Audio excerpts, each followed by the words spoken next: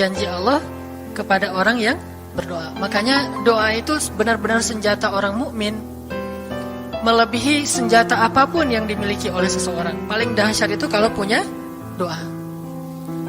Jadi kalau orang yakin kepada Allah, maka dan keyakinan dia kepada Allah lebih besar daripada keyakinan dia kepada apapun, maka selama dia masih bisa berdoa kepada Allah, dia tenang.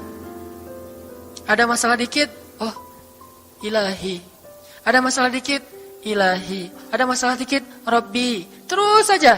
Ada masalah sepele apapun, minta ke Allah. Ada masalah apapun, minta ke Allah. Dan kata Nabi, janganlah kalian menjadi lemah dalam berdoa, karena sesungguhnya tidak akan binasa seseorang selama dia masih berdoa kepada Allah. Itu hadis Nabi dari Aisyah. Janganlah kalian menjadi lemah dalam berdoa, artinya jadi pundung, jadi putus asa dalam berdoa, karena tidak akan binasa seseorang selama dia masih berdoa kepada Allah Subhanahu wa taala. Jadi kalau kita masih terus mengharap dan meminta kepada Allah, kita nggak akan binasa, kita nggak akan kalah, kita nggak akan rugi. Dan kata para ulama, segala sesuatu di dunia ini akan pergi dan tidak kembali. Ini clue penting nih, bisa dicatat. Segala sesuatu di dunia ini akan pergi dan tidak akan kembali kecuali doa. Dia pergi dan dia pasti akan kembali. Segala sesuatu kalau udah pergi di dunia ini nggak akan kembali lagi. Kalau pergi di sini maksudnya pergi kepada Allah. Tapi kalau doa pergi ke Allah, dia pasti akan balik lagi kepada yang meminta. Satu-satunya yang pergi ke Allah dan kembali di dunia ini hanyalah doa. Makanya ayat ini kalau kita kasih judul adalah janji Allah kepada hambanya yang berdoa. Allah berjanji, apa kata Allah? Inni qaribun. Aku itu dekat. Maksudnya gak mungkin aku gak dengar doa kalian. Begitu kita berdoa, kita pikir, Allah dengar gak ya? Jangan-jangan kok doa saya belum diijabah, kayaknya Allah gak dengar yang kemarin, saya harus keraskan lagi suara saya. Enggak, inni qarib. Arti inni qarib, aku itu dengar banget apa yang kamu ucapkan. Gak usah diucapkan, di dalam hati aja Allah udah dengar. Siapa yang pernah berdoa di dalam hati terus langsung Allah ijabah? Rasulullah. Coba teman-teman buka awal juz kedua. Ayat surat Al-Baqarah ayat 144. Itu gara-gara Nabi ada harapan di dalam hati tapi gak berani ngomong gitu ke Allah. Cuma dipendam di dalam hati doang. Tapi langsung diijabah oleh Allah. Ayat surat Al-Baqarah ayat 144. Allah berfirman, Qad nara taqalluba wajhika fis samaa فَلَنُوَلِّيَنَّكَ قِبْلَةً تَرْضَاهَا فَوَلِّ وَجْهَكَ شَطْرَ الْمَسْجِدِ الْحَرَامِ وَحَيْثُ مَا كُنْتُمْ فَوَلُّوا وُجُوهَكُمْ شَطْرَهُ وَإِنَّ الَّذِينَ أُوتُوا الْكِتَابَ لَيَعْلَمُونَ أَنَّهُ الْحَقُّ مِنْ رَبِّهِمْ وَمَا اللَّهُ بِغَافِلٍ عَمَّا يَعْمَلُونَ. Jadi ceritanya, orang Yahudi suka menghina kaum muslimin gara-gara orang Islam kalau sholat waktu itu masih menghadap ke Al-Aqsa, Palestina.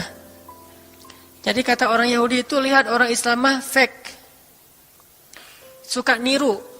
Kita sholat menghadap Al-Aqsa, mereka sholat menghadap Al-Aqsa. Berarti agama mereka itu adalah agama yang meniru agama kita, nggak original. Sering diperolok-olok, setiap kaum muslimin sholat dihina sama mereka. Akhirnya Nabi ngerasa sedih. Wah, gimana ya caranya? Sehingga setiap sore Nabi berdiri di suatu bukit, kemudian lihat ke langit. Cuman nggak ngomong, gini aja ke langit. Membatin. Bayangin, pernah nggak teman-teman membatin ke Allah? Ini yang harus kita coba lakukan. Belajar membatin kepada Allah. Itu romantis banget. Jadi duduk sendiri. Allah, ngomong gitu dalam hati. Dan yakinlah ini qarib, Allah tuh dengerin. Jangan pikir saya kayak ngomong sendiri, kayak orang kurang waras. Enggak, Allah itu mendengar. Jadi kita batin aja sama Allah, ngomong dalam hati, ya Allah, saya tuh lagi gini, ada masalah. Ngomong dalam hati kita, please Allah, please, gitu ya. Nah, itu kalau kita membatin, inni qaribun wa asirru qaulakum aw ijharu bih innahu alimun bidzatis sudur. Jadi Nabi enggak enak mau ngomong, ya Allah, tolong dong pindahin kiblat dari Masjidil Aqsa ke Masjidil Haram. Soalnya daripada dikata-katain melulu sama orang Yahudi, mau ngomong kayak gitu tuh nggak enak sama Allah. Malu Rasul ke Allah. Masa kiblat aja minta dipindahin. Akhirnya Nabi cuma ngelihat ke langit aja tiap hari. Udah selesai, pulang. Besok lihat lagi ke langit.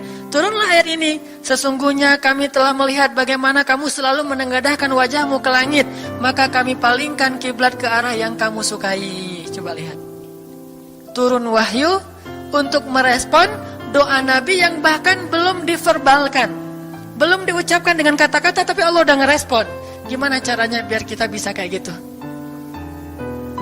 Lihat seorang cewek cantik, kayaknya kerudungnya soleha gitu ya, kuliahnya di UIN misalnya, atau di pesantren mana gitu. Ternyata pas kita tanya-tanya ke teman-teman kita, oh dia tuh lagi belajar Al-Quran di masjid, sekarang lagi hijrah banget. Bahkan udah hafal juz amma, juz 30, Masya Allah. Terus dalam hati, aduh, ini kayaknya cocok menjadi ibu bagi anak-anak saya. Wih. Tapi dalam hati kan gak berani ngomong nih. Tiba-tiba dapat berita, dia masih jomblo juga loh, belum ada apa-apa, gak ada ikatan sama siapa-siapa. Oh gitu, membatin lagi, ya Allah, bisa gak ya saya datang ke rumah dia. Tiba-tiba kita ngelewat, ketemu dia lagi benerin motor, lagi parkir motor depan rumah dia. Si Neng itu ternyata rumahnya di sini. Ternyata tetangga. Ada aja jalan tuh Allah mempertemukan. Allah tahu isi hati kita. Bisa nggak caranya sespontan itu? Gampang. Pengen sesuatu, Allah kasih. Padahal kita belum minta. Ini kan keajaiban doa nih. Cuman kita seringnya ngerasa udah minta berkali-kali kok nggak dikasih-kasih. Kita belajar sekarang. Rasul nggak usah minta pakai verbal, cuman membatin doang dalam hati, Allah udah ngasih. Pernah nggak teman-teman ngerasa kayak gitu? Ada kepengen sesuatu, tiba-tiba terwujud. Pernah kan? Tapi kepengennya yang baik-baik. Pengen misalnya, aduh, saya pengen banget umroh, cuman mau ngomong kayak gitu mah, saya mah orangnya kayaknya nggak mungkin bisa umroh kalau ngandalin harta. Orangnya nggak mampu, kerjanya juga pas-pasan, gimana mau umroh untuk makan aja susah. Tapi pengen banget dalam hati kita. Dan itu rindunya tuh rindu banget. Setiap kali ngelihat video atau tayangan di TV tentang umroh dan haji, menitikkan air mata. Saking kangennya ke Baitullah. Allah tahu itu dalam hati kita. Tiba-tiba ada jalan. Ada aja jalannya. Dan bisa dikasih sedekah, bisa juga hadiah, bisa juga door prize, bisa juga macam-macam. Pokoknya ada jalan aja, tiba-tiba bisa umroh. Dan saya sering banget membawa orang umroh. Di antara jamaah itu selalu ada 1 atau 2 orang yang umrohnya itu miracle, keajaiban dari Allah. Ketika saya cari tahu alasannya apa, ternyata emang dia dari dulu pengen banget umroh. Cuman gak bisa ngandelin hartanya, Allah kasih jalan yang lain. Bukankah Allah itu memampukan yang diundang, bukan mengundang yang mampu? Kan itu yang sering kita dengar kan? Allah tidak mengundang yang mampu, tetapi memampukan yang diundang. Kalau udah Allah undang, pasti mampu. Kalau Allah nggak ngundang, walaupun dia mampu nggak akan bisa. Jadi Allah bukan mengundang yang mampu, tetapi memampukan yang diundang. Sehingga kita kalau hati kita kayaknya pantas diundang, Allah undang tuh. Begitu juga dalam urusan rezeki. Aduh, saya pengen kerjaan yang kerjaannya itu lebih halal, lebih nyaman, bisa sholat berjamaah tepat waktu, ada waktu juga buat keluarga, bisa juga berdakwah ke teman-teman. Akhirnya membatin kita itu karena kuat banget, Allah wujudkan. Ini artinya Allah qaribun, Allah maha dekat. Sehingga kalau kita pengen doa kita itu powerful, belajar dari as-siqah billah. Tips pertama adalah as-siqah billah. Percaya deh sama Allah.